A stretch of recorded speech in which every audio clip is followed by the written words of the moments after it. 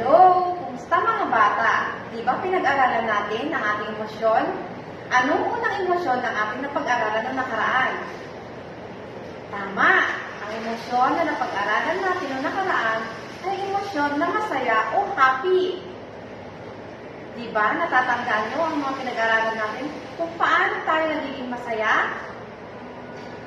Tama. Ngayon naman, pag-aralan natin ang ating emosyon na malungkot.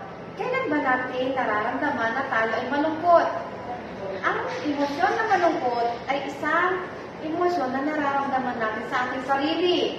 Lalo na kapag tayo ay, sa halimbawa nito ay kapag iniwan tayo ni mami o ni nanay.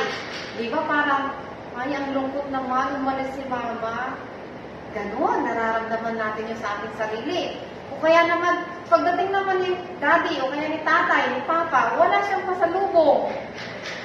Hala, pagbukas natin ng pinto, wala namang pasalubong si daddy. Yun, nakakaramdam tayo ng kalungkutan sa ating sarili. Yun ang mga bagay na nararamdaman natin. Minsan naman, kapag nawawala ang ating laruan na paborito, kaya naman, yung damit natin, paborito natin, hindi natin nasuot, di ba? Nalulungkot din tayo kapag ganon. Yun. Yun ang emosyon na malungkot. Yun ang mga emosyon. Ang emosyon na masaya at ang emosyon na galit. Dalawang uri ng emosyon. Naman, pag-aralan natin ang emosyon na nagagalit. Kailan ba natin nararamdaman na tayo ay galit? Halimbawa, nakikipaglaro ka tapos inaway ka ng kalaro mo. Di ba nakakaramdam ka ng galit? Kasi ayaw mo nang may kaaway ka.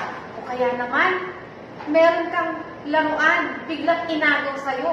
Di ba nagagalit ka? O kaya naman, kumakain ka, bigla rin inagaw sa'yo. Di ba magagalit ka? Yan ang emosyon na nararamdaman kapag ikaw ay galit. Yan ang emosyon na galit. Kaya mga bata, ano-ano mga emosyon na napag-aralan na natin?